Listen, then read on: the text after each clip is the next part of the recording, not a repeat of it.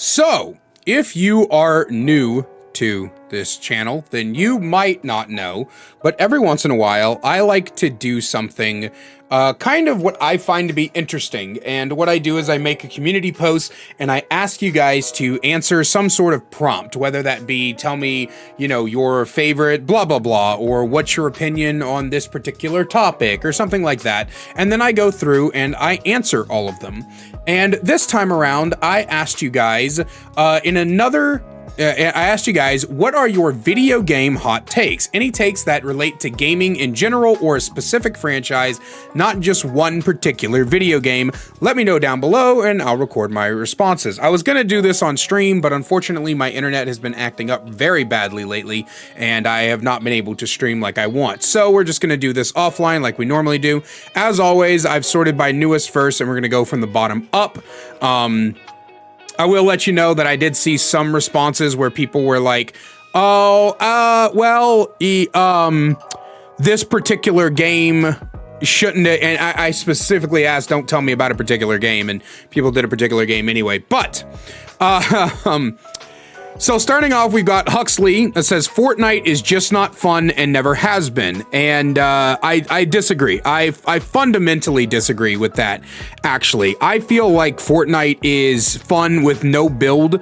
I know the building wasn't fun for me, but the no build is absolutely a blast. The movement feels tight and controlled. The gunplay feels really good. I think Fortnite is absolutely a blast. Diametrically opposed to that, we have Treza, who says Fortnite is one of the best games, period. From a unique take on a niche genre that then blew it up to pop culture impact, both in real life and the licenses it has, it'll be one of those games that's around for years and years. I don't know about it being one of the best games, period, but it is definitely one of the most impactful games that have ever existed. I don't think there's any denying that. The explosion of the battle royale genre that Fortnite brought to the table, as well as the them paving the way for licensed collaborations to pretty much exist in more games than you would ever think. Fortnite is definitely the most impactful game. I don't know about it being one of the best games ever. I think at the end of the day, it is still just a battle royale shooter, and it has stolen a couple of things from other franchises, but, it is what it is. Guifrey Cardozo says some game companies should take into consideration the price in different countries. I understand that games are not cheap to make, but paying 200 plus Reais, Brazil's currency, in a single game should not be the norm in the gaming scenario. I have heard, I think it was a Pirate Software short where Pirate Software is talking about like how expensive gaming is in Brazil because the currency is just so crap there. So yeah, I definitely agree. I definitely think that they should take into consideration, what's affordable in other countries versus what's affordable in things like the US, Canada, Britain, etc., etc. The Pimped Link says safe map design when developers choose to risk a map's theme or character with changes that are just too basic and make it fall in line with other maps, making the overall map pool of various mixtures of squares and zigzag Tetris pieces. Splatoon 3 was terrible with this. When 1 and 2 had out their map designs, they were fun with lots of verticality and flank routes. Splatoon 3 took some of the returning maps and gutted them, some maps being shorter in height, their flanks being removed, and most maps forcing you to do mid with very few new alternatives. This leads to lockdown scenarios where teams would win a ranked match simply because they were able to get to a single point further in tower control than the other team or push the Rainmaker just past a jump that somehow counted to mid-air movements points. Sorry, basically none of this made sense. No, none of it did make sense to me. But what I will say is that what constitutes safe map design and what constitutes fun map design is always going to be different depending on the game. Like, for example, in MOBAs, the map has to be quote unquote safely designed, right? Like every lane has to be basically equal. Every lane has to be able to be pushed. The transition between lanes, maps have to be mirrors of each other so that you have an understanding of how to play it. But in something like, for example, Overwatch, there's a lot more room to have fun with maps and have, different areas and different flank routes and remove like 90% of the chokes that exist in that game. So I do agree that safe map designs are a bad thing, but what constitutes a safe map design is definitely different from game to game. Catastrophe. People keep saying that video gaming is dead on YouTube while it's actually thriving, especially with indie games. I don't even think you have to go as far as indie games. I think the gaming market is thriving on its own. I definitely agree. One of the most irritating things to me is how people are saying gaming is dead or gaming doesn't hit the same anymore. Because the truth of the matter is that of course it does. You just play the same fucking thing every single day. Every single day you wake up and you log on to Call of Duty or Fortnite or Apex or Valorant or whatever, and you play the same things every day over and over and over and over again until eventually you get burnt out and tired, and then you're like, oh man, I'm just so sick. Gaming just doesn't hit the... But come on, man. I mean, look at some of the most recent games, right? Baldur's Gate 3, Black Myth Wukong, whatever's in the Dark Souls series at this point. I mean, Elden Ring's one of the biggest games of all time. Like, there's been so many Astrobots been blowing up recently. There's so many good games out there that people are just not playing because they want to stick all in their little PvP repetitive squares. Like, of course it's not fun. Back in the day when you would play PvP stuff, you would do it for like an hour or two with your buddies, and then when everyone got off, you would go play a single player game. You'd go play Minecraft, or you'd go play you'd go play the campaign in some of those multiplayer games. You'd go play fucking, different things. The fact is, the matter is that you're playing the same shit over and over and over again, and you're sticking to the same genres over and over and over again, and that's why you think gaming has somehow gotten worse as an art form. Fluffy Furry says Ark Survival Evolved and Ascended, I've never played either of those, is the best survival games that are not Minecraft. It's a very fun game loop. There's always something to do. It has really good story with really good characters, and it has a mythological creatures and dinosaurs. Yes, it's a buggy mess, but it's a very fun buggy mess, and I think it's one of the best in the genre. I would like to play Ark. I've heard Ark is good, but I haven't played it, so I can't agree or disagree. Mission Control says hate towards the low workers of corporations that make bad decisions is horrible and should stop. They aren't doing it.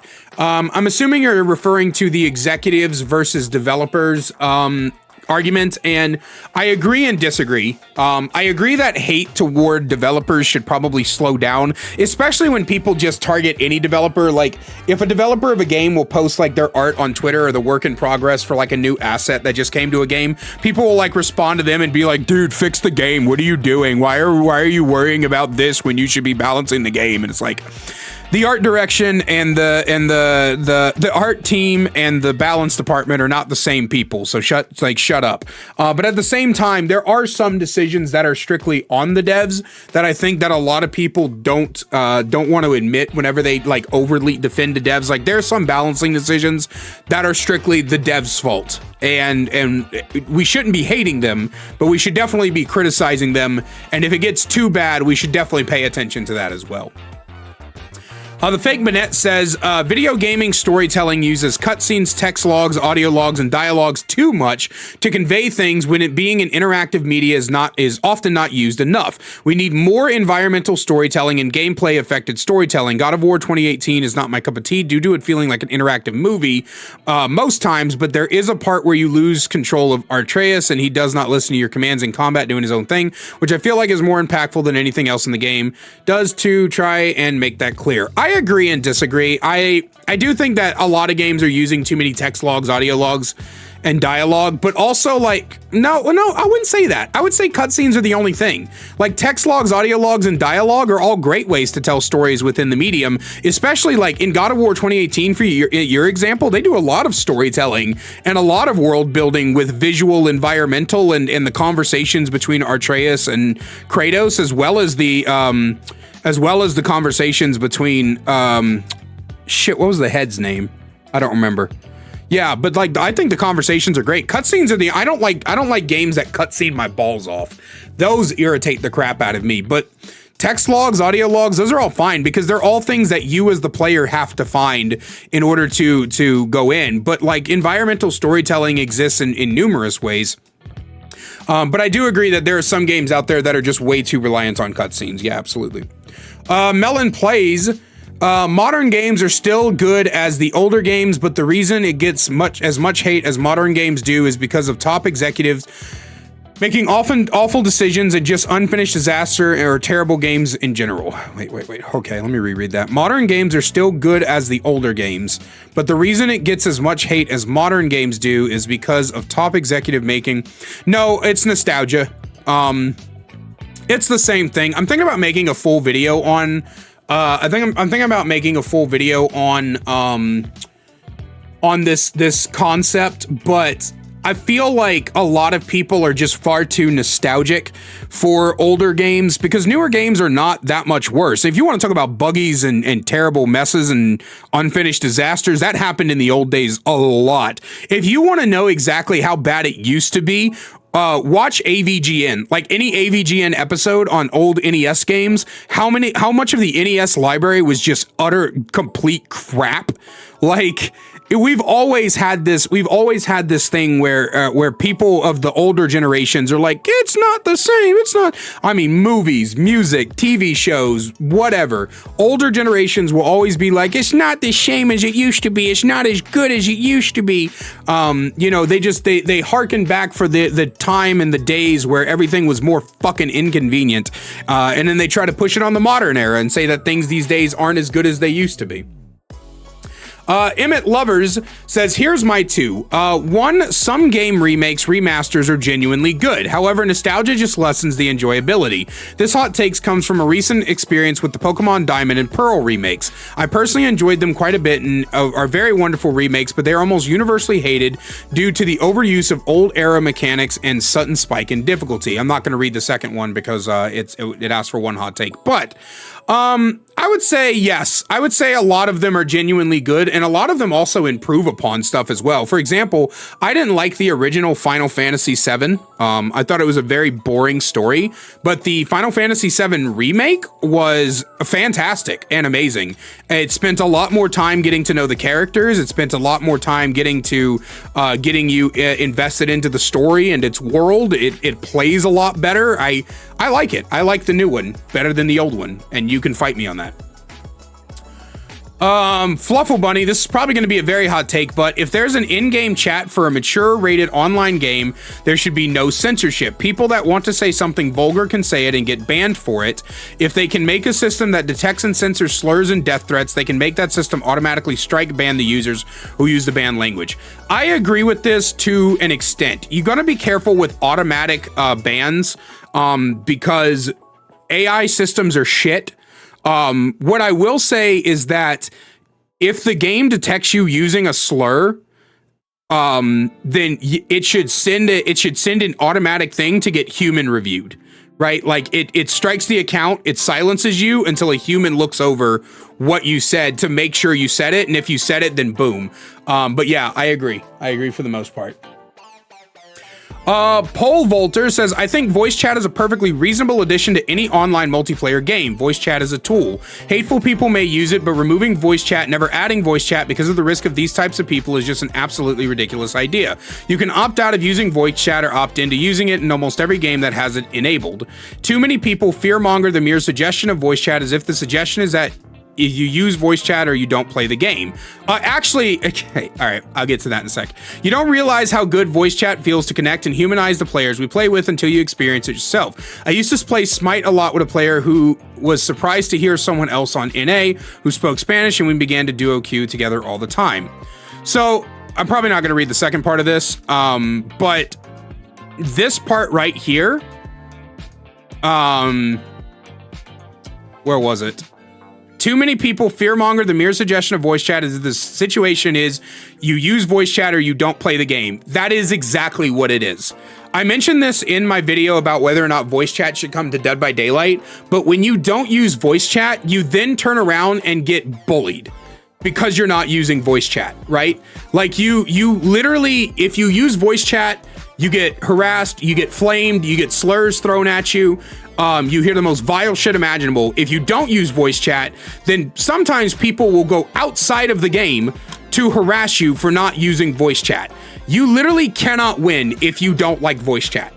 And the truth of the matter is that the good of voice chat does not outweigh the bad. The good that voice chat does never, ever has outweighed the bad. I have been playing this game for so long.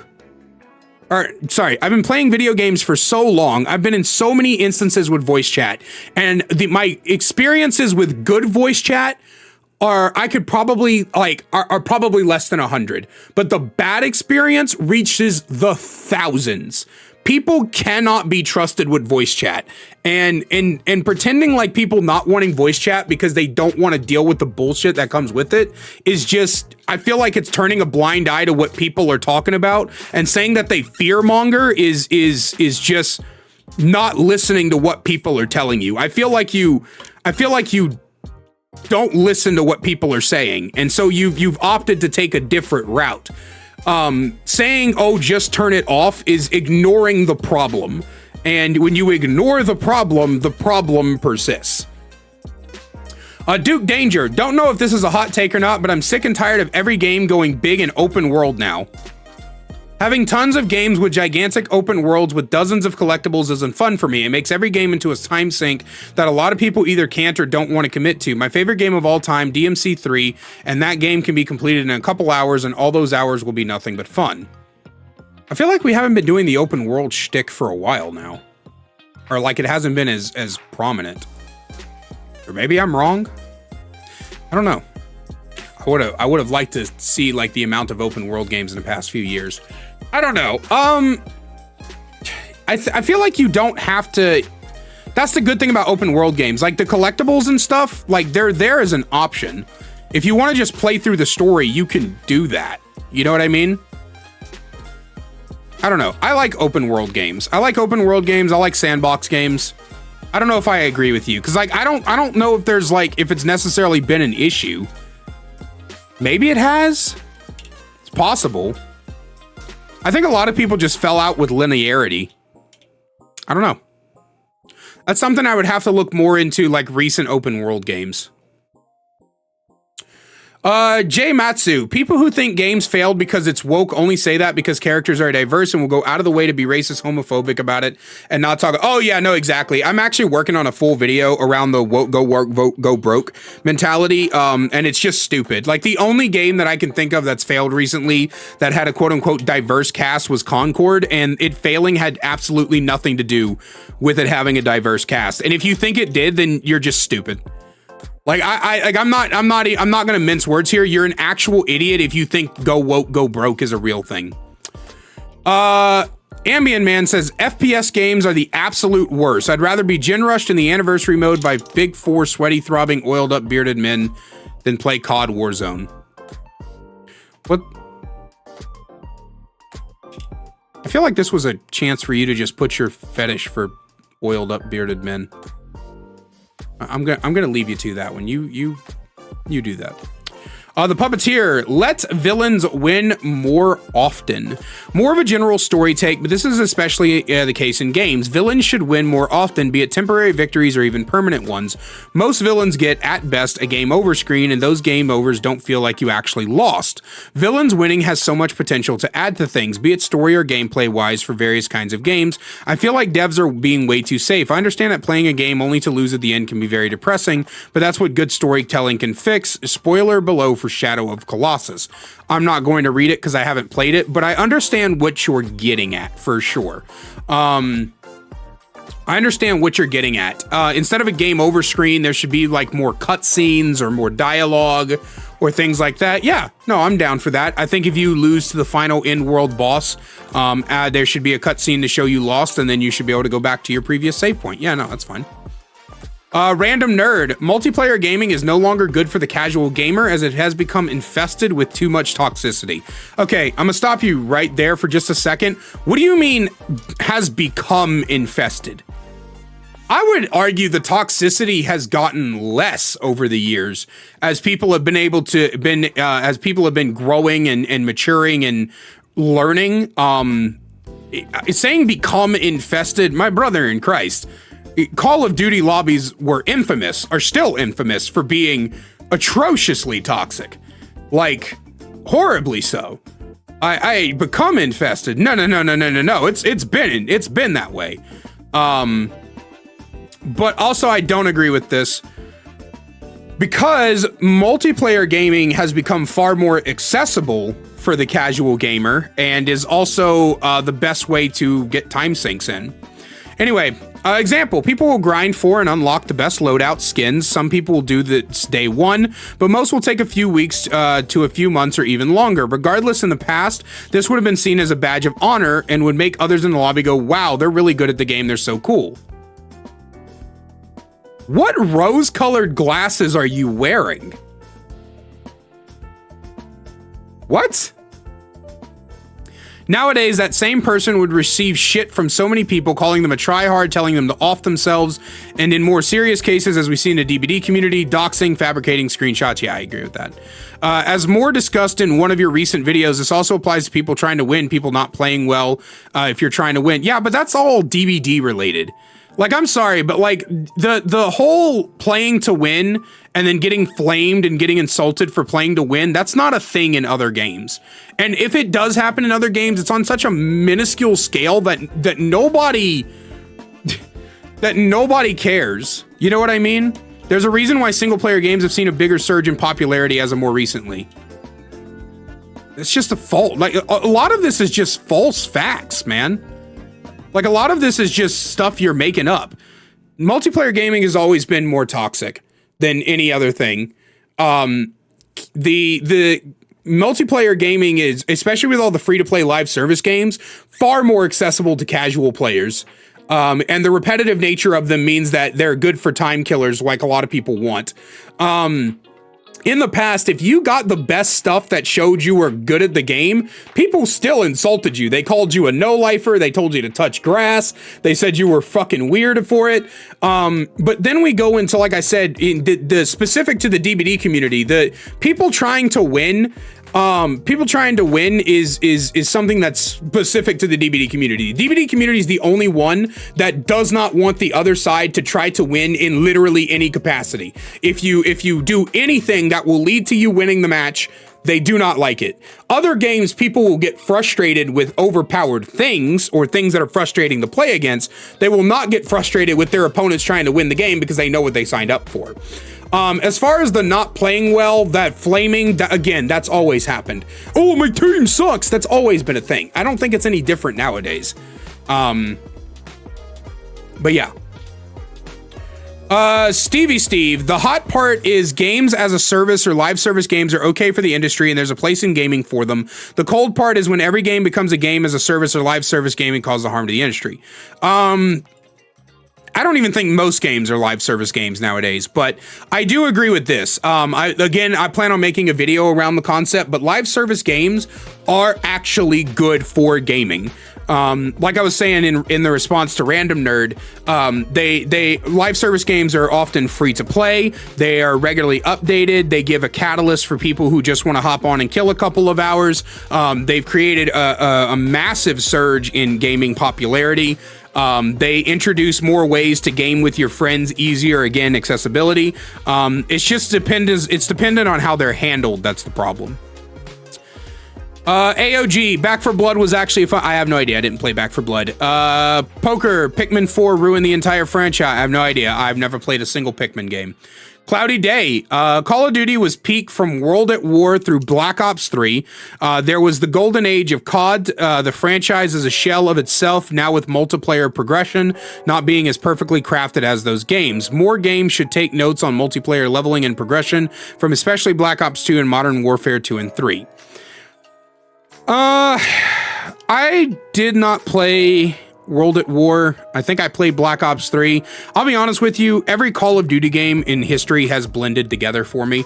My hot take is that Call of Duty has never been a good franchise. It's always been pretty mid, but its insurgence into the multiplayer boom era of the late 2000s is what made it so popular. It was one of the only games that you could play multiplayer online on console. It was one of the very few ones, and that's what made it so popular, because it was basically the only one. And now it's basically nostalgia that keeps people coming back. At least that's my opinion. Gaming in the Void. We need to stop getting hero shooters for a long time. We have not had that many hero shooters. New Twisted Metal game, I agree. I agree with this part. We need a new Twisted Metal game, but we have not been getting that many hero shooters. Let's see, Valorant. Yeah, Overwatch started it. So Overwatch, Valorant, Apex,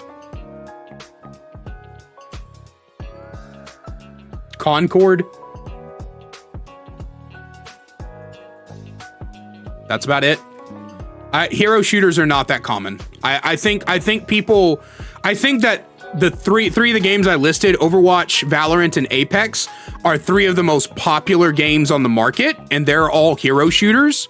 So people are like locked in their mind that we're just getting a shitload of hero shooters, but we're not. We're not. In fact, the term hero shooter is often misused so badly that people think that Deadlock is a hero shooter, but it's not. Deadlock is just a MOBA that's played from a third-person shooter perspective. Because in order for something to be a hero shooter, you have to implement characters with unique abilities that shoot things into a shooter genre that typically didn't have characters with abilities, right? Again, Overwatch introduced it into the team v team objective-based genre. Valorant introduced it into the tac shooter. Apex introduced it into the battle royale. But realistically, there's not that many hero shooters. I think that people are completely overblowing how many hero shooters there are, when in reality, in the last 10 years, there's been like 7 of them. One-hit knockouts. Okay. One-hit knockouts suck and take the steam right out of games, playing games most of the time. Depends on what game. Take's not very nuanced, so I don't really know what you're referring to, but I think one-taps are good in some cases and bad in others. If you can see the one-tap coming specifically, they're good. Real Laziv?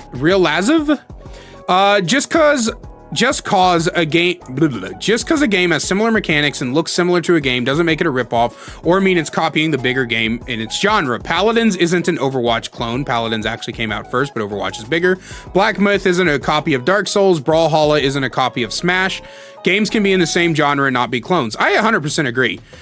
This one's actually been cracking me the shit up that people keep calling Black Myth a Souls-like when it doesn't have souls.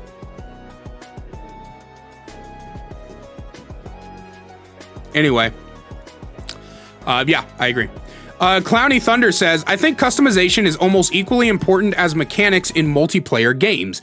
Emotes, skins, pets, and all that jazz is way more fun than given credit. They let you express yourself and most importantly, communicate to the other players. Literally stopped playing DBD because I have very little way of interacting with the game outside of mechanics. All I can do if the survivors want to goof around is say yes or no at my low skill level. Most of my matches are like that. It's got really boring really fast, and stabbing people I know just want to make others smile because of my own boredom was just a terrible feeling overall. If I had something more to do in friendly matches, I would have stayed. I'm not sure what that second part has to do with cosmetics, but I agree. I think cosmetics are great. I think they're a great way of rewarding players for paying money in a free-to-play game. I just wish so many of them weren't so goddamn expensive. We really need to stop with the $20, $15, $25 skins. And Valorant, I'm looking at you with your fucking $100 skin bundles that've got like 3 skins in it. It's stupid. It's dumb. Overwatch has even started taking that with freaking $80 weapon skins. Like there's just, I should never be paying more than $10 for a cosmetic. That should just never be a thing. Everyone who complains about skill-based matchmaking in any game genre just wants to play in secret bot lobbies with a 70% win rate and not go versus better players. I agree. I have been saying this for so long. If you complain about skill-based matchmaking, then you just want easy peasy lobbies. You just want lobbies where you can step all over people and you can just be like, look at my 50 kill game that I dropped. I'm the best.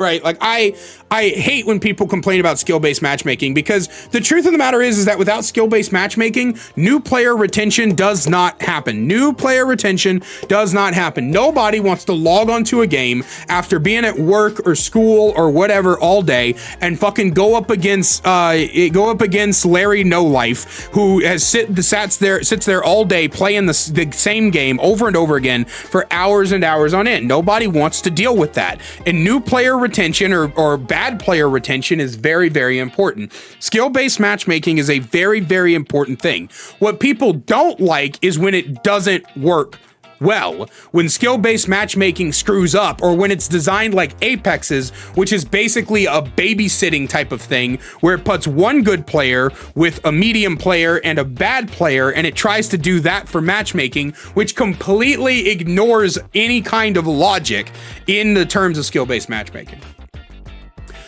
Friendly Introvert, I can't stand FOMO in games, especially if the event items, whatever, will never be seen again after the window is closed. I don't care how exclusive or special said thing is. I don't see the point in making it a FOMO feature. The only time I can understand the use of FOMO is if it's part of a holiday or annual event. Outside of that, FOMO is just annoying. I 100% agree, especially with exclusives or specials. Like, why are people being punished for not happening to play your game at the time it came out? Like, for example, Dead by Daylight, right? I didn't start playing Dead by Daylight until late 2022. I missed out on every single battle pass before then. Why? Why can I not come in and just buy old battle passes and stuff? It's dumb. People should not be punished just because they didn't happen to get to your game in time. Hex Twink, people who are game veterans need to stop being elitist. It's hard to be in video game communities without hearing back in my day. Why does back in my day enter elitist territory for you? I do agree that some people are very, I've been playing this game for way too long and therefore I know better than you about everything. But I mean, it's okay to be nostalgic for the old days of your games. Lord Blue, Hot Tank, I think Dead by Daylight, that is one specific game. We are not responding to that. Ninja, in any sort of PvP game, you will always find people who sweat and try hard to win. True. Also, games should be made with fun in mind. Not a lot of games are made with fun in mind. I think every single game ever is made with fun in mind. I do not think that any single of the devs that make the game did not make it without the idea that people were going to try to have fun. I think that just because you don't have fun with the game doesn't mean that the devs did not want to make it fun. And everybody's idea of fun is subjective. Some people have fun playing competitive games. Some people have fun playing challenging games. Some people have fun playing games where all you do is sit there and draw. Fun is subjective. Saying that games are not made with fun in mind is just wrong. Spitfire, if you buy a game that is so glitchy, bugged, and or laggy that you can't hardly play it on the low quality settings, you should be refunded. I'm tired of games like Security Breach and Cyberpunk, and Casting of Frank Stone, that get released and you can't play without 20 bugs, glitches, and severe lag happening in 5 minutes. I'm not saying the game should come out perfectly, but that's just not possible because people will find any exploit they can when the game comes out, and sometimes taking a game from PC, bringing it over to console creates new issues.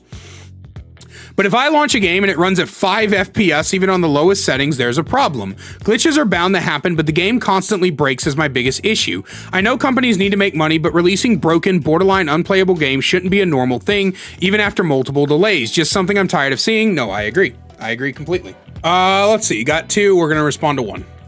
If a game gets good after X hours, it's never worth the money. It doesn't have to be a masterpiece right at the start, but if it's miserable for multiple hours and only becomes passable later, that's bad game design. True. 100% true. I hate hearing it gets better later. I don't care. If I cannot, I always give games 3 to 5 hours. If in the first 3 to 5 hours, your game does not capture me, I will not finish it. You have 3 to 5 hours to get my attention. Bright Wolf. This is to do with character gatekeeping in Baldur's Gate 3. That's a specific that's a specific game. So we're not going to respond to that. Subwoofer Vertex. Is it is completely okay to not want to play a game because it's too hard. Personally, I don't mind the challenge. I just don't like when the boss can take me out in 2 hits. I played Elden Ring. I still haven't gotten past the first boss. Sifu looks cool, but it looks pretty difficult. And people will say that it's a skill issue if you don't like these kind of games, or if you don't play the game on the hardest difficulty. I don't think it's a skill issue. I'm just not into playing games that are guaranteed to give me a headache. True. I just want to have fun playing video games. I'm not trying to prove anything by becoming the Elden Lord. Rowby once said, in a world where I can choose so few things, I at least choose to like the video games I play. One last thing, have a nice t-shirt you have on there. It's just a plain black t-shirt. But yeah, no, I completely agree. I think the elitism around difficulty in video games has become a little bit too much. People are so weird about how, like, they beat hard games, and if you can't beat a hard game or you don't like a hard game, then everything's about, oh, skill issue, you just suck. And nobody ever wants to hear valid criticisms of the games that they like. They just want to be like, well, it's difficult and it's supposed to be, and if you don't like it, then you're just bad at video games. And that's just not how things work, man. AI the Mediocre says sweats are not bad. They're just trying to win like you. Being mean and calling them names is entirely a skill issue on your part. I agree that sweats are not bad, and I agree that you should not be insulting people for trying to win the game.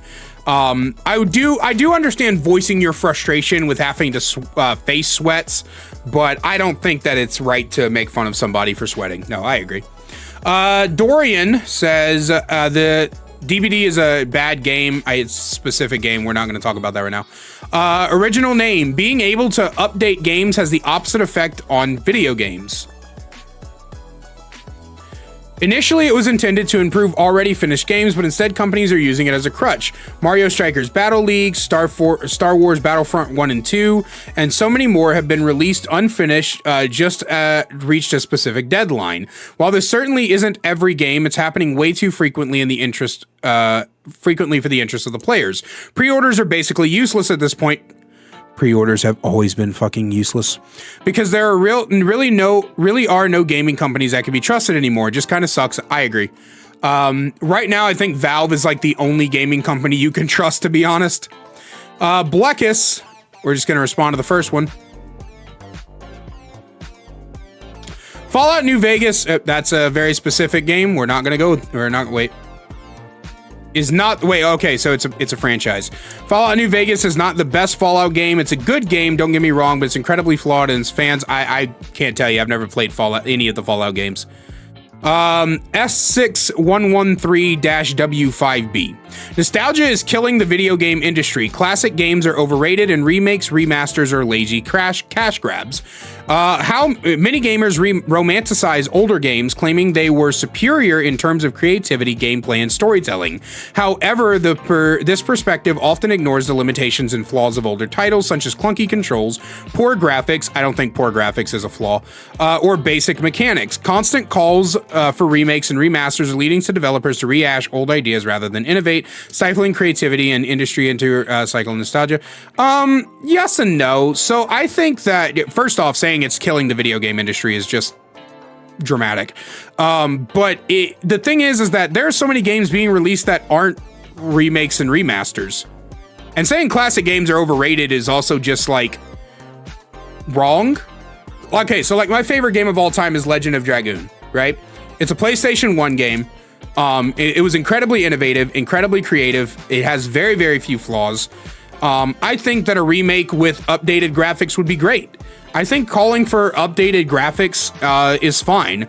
But like down here, poor graphics, like just because a game doesn't have the shine of current games doesn't mean it has poor graphics, right? Like I think that the original Super Mario Brothers trilogy holds up incredibly well graphical wise. Like I said, Legend of Dragoon holds up incredibly well graphical wise. Like I think that modern day graphics are actually harming a lot of stuff. Do you know what I mean? Like I feel like modern day graphics are harming a lot of things, in my opinion. Battlefront 2.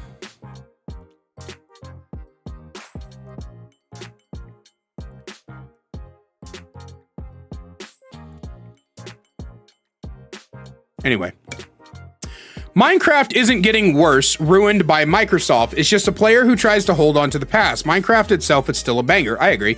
The way things are now is great. Swimming in beta, for example, was as painful as the boat that destroyed itself after it touched a corner of another block. I don't think Minecraft is being ruined. I think every update that Minecraft introduces is making it better. I just think the updates don't come frequently enough, and I'm tired of things like the mob vote. The Warcraft series is one of the most important collection of games ever made. Warcraft Orcs and Humans was the second RTS game ever made behind Dune, but the first with land connectivity, an original story that had an evil faction win and a meta for both factions. Cleric Knight Rush for humans, Demon Span for orcs. Warcraft 2 was the first RTS to have a sequel, a map editor for both multiplayer and custom campaigns. Warcraft 3, before anything else, be its story and gameplay, is the father of all MOBAs, being the birthplace of the Defenders of the Ancients. No matter what people say, an entire multi-billion-dollar genre owes its existence to World of Warcraft itself endures as the only MMO where the subscription fee is acceptable. It's not acceptable. Just by the sheer comedy that is the community. If there is anything that you can think of that is likely... It's likely that the Warcraft community has done it over the last 20 years. Hearthstone remains one of the few online card games to remain popular while most of its competitors stop. The entire OCGs have risen and fallen while Hearthstone's less endure and more crawls towards its deathbed. The last good expansion was March of the Lich King. That was years ago, really? Warcraft 3 Reforged remains. Yeah, no, I think that the Warcraft series definitely is one of the most impactful collection of games ever made. Blizzard themselves have created just impactful games in general. Warcraft, Overwatch. I would even argue that Diablo was very impactful to the dungeon crawler genre. So yeah, for sure. No, I agree. People need to completely stop using game killer stuff. Not as often as it has been in the past, but you still occasionally see it. The Pokemon killer, the World of Warcraft killer. I agree.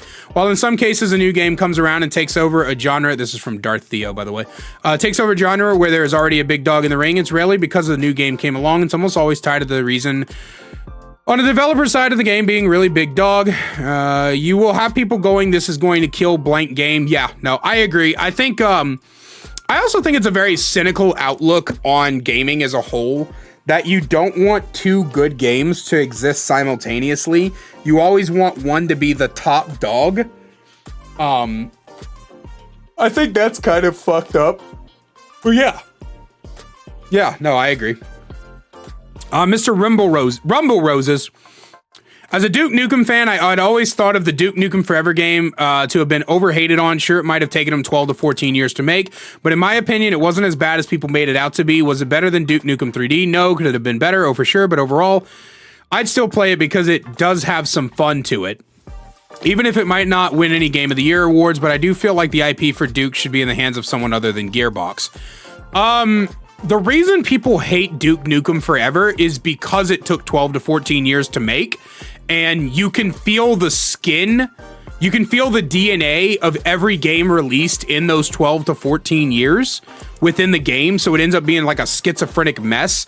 And like my favorite game critic on the platform, Ben Yahtzee Croshaw said, Duke Nukem Forever shouldn't have ever been released because nothing was ever going to live up to that hype.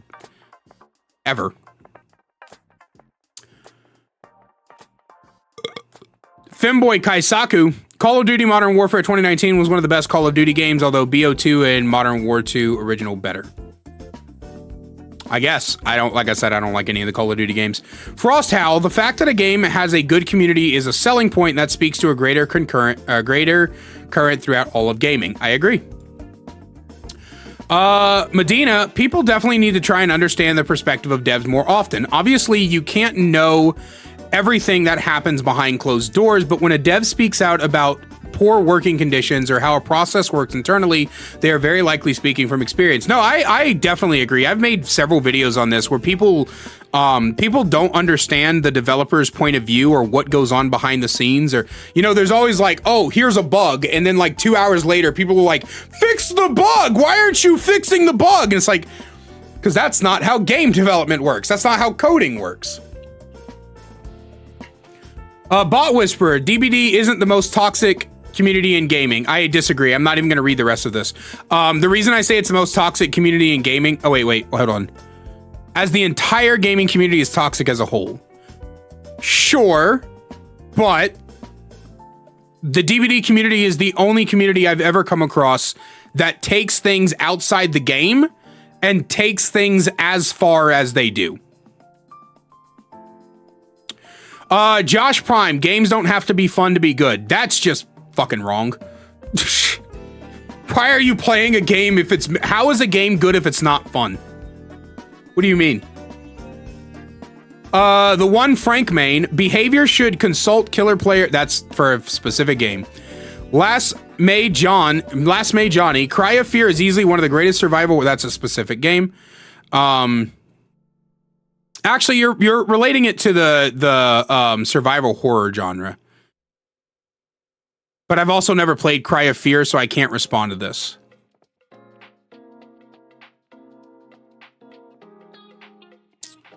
Some dude in a box. This is for a specific game. Bipolar. I usually play games on easy mode. I have a limited time to play, prefer story-focused games, and I have nothing to prove. True. When a minority of people act like the only true way to play a game is with the most difficulty, I think they're kind of goofy. I agree. Richt. I can never pronounce this motherfucker's name right. Most games are better than their players accuse them of being, because creating them is difficult in terms of both effort and creativity. That doesn't automatically make a game better, but okay. As a gamer, I tend to fall into the pitfalls of consumer entitlement and negativity like any other. As an unsuccessful developer, though, I know that I am full of shit when I do. Just finishing one, especially an indie game on limited resources, is a miracle in and of itself. In that respect, there are a few terrible games, just wasted potential.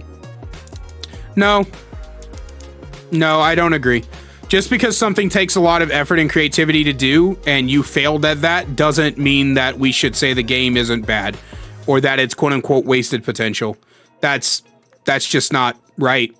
It takes a lot of effort to bake a cake, but if you fuck the cake up, then I'm gonna tell you fucked the cake up. I think there's too much empathy going on here. If something's bad, it's bad. No amount of effort that it took to make matters. If you didn't do it right, you didn't do it right. And if you don't think that you can handle the effort it takes to do something right, then either find something else to do or practice until that effort does provide something of value. Vibrant Toucan. I'm not sure how much of a hot take it is, but advertising pre-order bonus makes me less likely to buy a game. To me, it kind of says we don't have faith that you will buy the game once you can see reviews, so please buy it before that. Yes! Pre-ordering is crap. I hate it. I hate pre-ordering. I hate it. I hate it. I hate it. I hate it. I hate it. I hate it. I hate it. I hate it. I hate it. I hate it. I hate it. I hate it. I hate pre-ordering so much. I think it's stupid. I can't stand it. It's one of the worst freaking things that ever came to gaming. Screw pre-ordering. Scary hates Eagles. The fuck the Eagles ever do to you? Roguelikes are way oversaturated right now, and most feel like carbon copies of others. I don't play roguelikes, so I can't say that. Here comes Sable talking my ear off. No, I'm just kidding. I love Sable. I figured a Castlevania hot take would... I know a good chunk of Castlevania fans won't agree with me, but I do prefer Castlevania Rondo of Blood over Super Castlevania 4. I haven't played Rondo of Blood. I've only played 4, so I can't speak to that. I'll let other people in the comments tell me if you're wrong or not.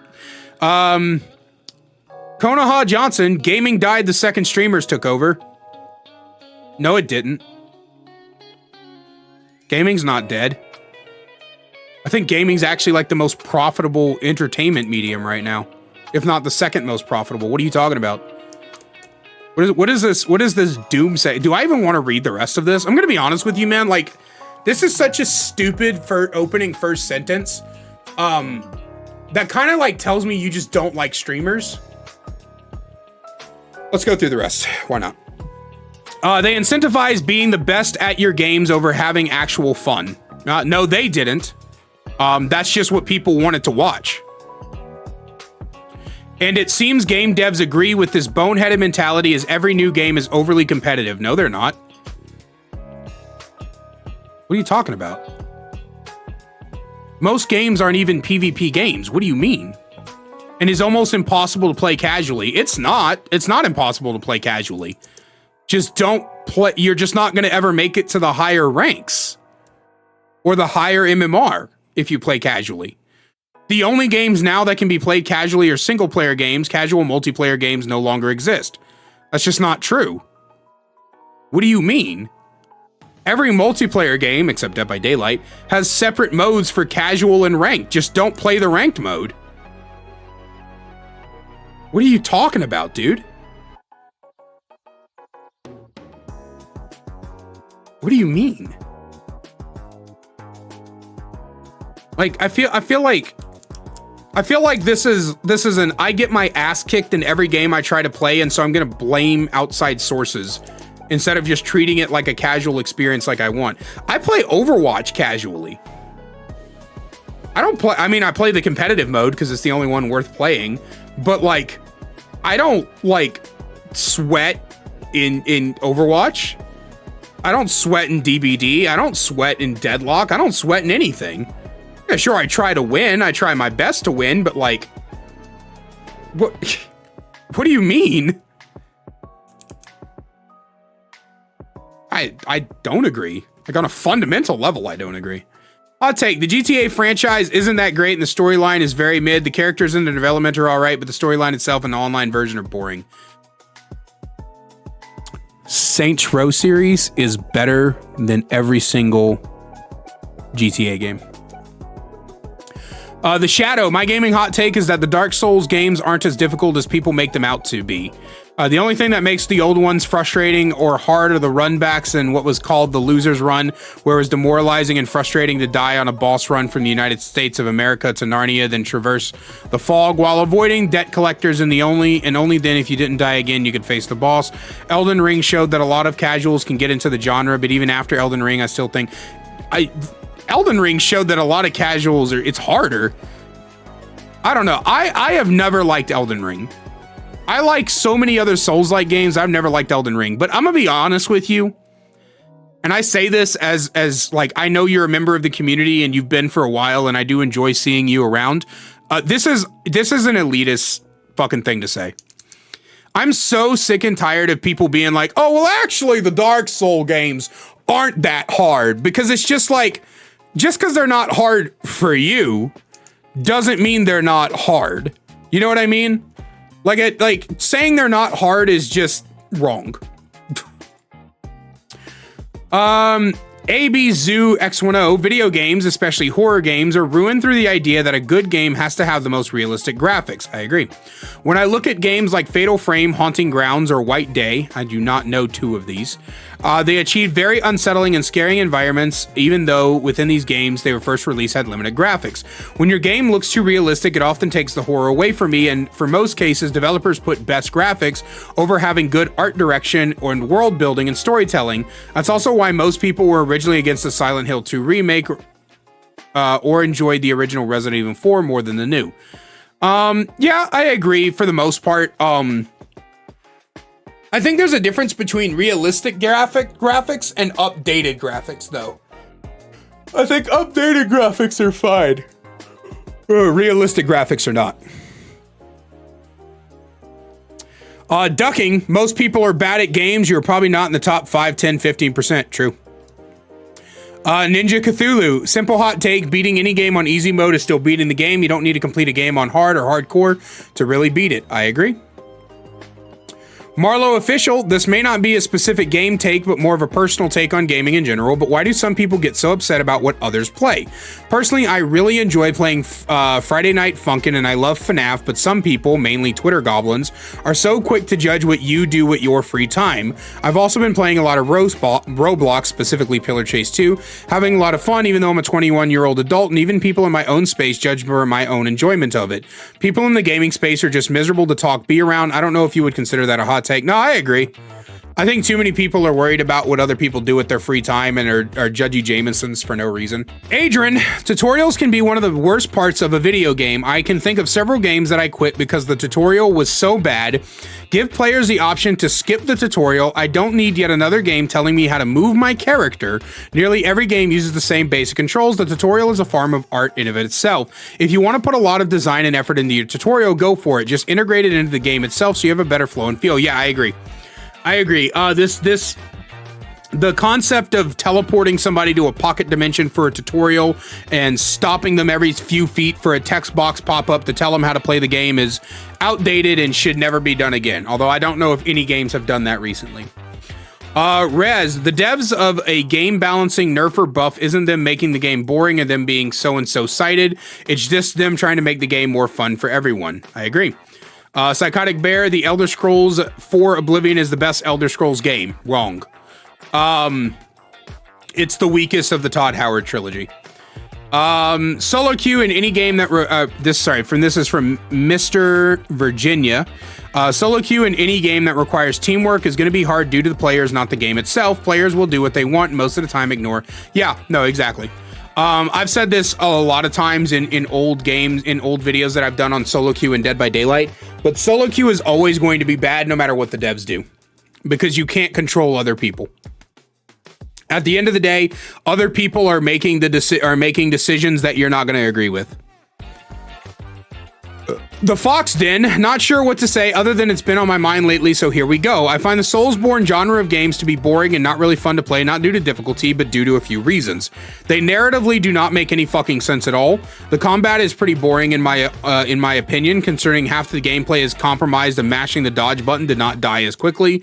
Even if some of the builds are admittedly kind of fun sometimes in some of the games, you only really end up using one or two, because everything else is borderline useless. I am a massive hypocrite because I like Remnant 2. Is Remnant 2 a Souls-like? Remnant 1 was pretty fun. I need to finish Remnant 1. Anyway, I don't know. I feel like they're fun games. I feel like narratively they're a lot harder to follow because they rely much more on environmental storytelling than most games do, but yeah, no, I like them. I don't agree. Daedric Heals, Battle Pass can be good for a game if done correctly and player friendly. Halo has a system where if you want to buy, yep, I agree. As long as you make old Battle Passes available to new players, then yeah, I agree. Battle Pass systems are fine. Rena, second or third boss stages are annoying and not fun unless it's previously mentioned so you can prepare, especially in difficult games. I like boss stages. I think they're really cool. I think they add a level of oh shit to the game. Communist Creeper, still one of the funniest names I've ever read. Arkham Knight is the best Arkham game. Don't know, never played any of the Arkham games. Hall Crafter, prices of video games aren't that bad when you consider other forms of entertainment. If I have to pay like $11 for a 2-hour movie, then $60 for a game I get 40 hours of is worth its value. Yes, I just think that a lot of people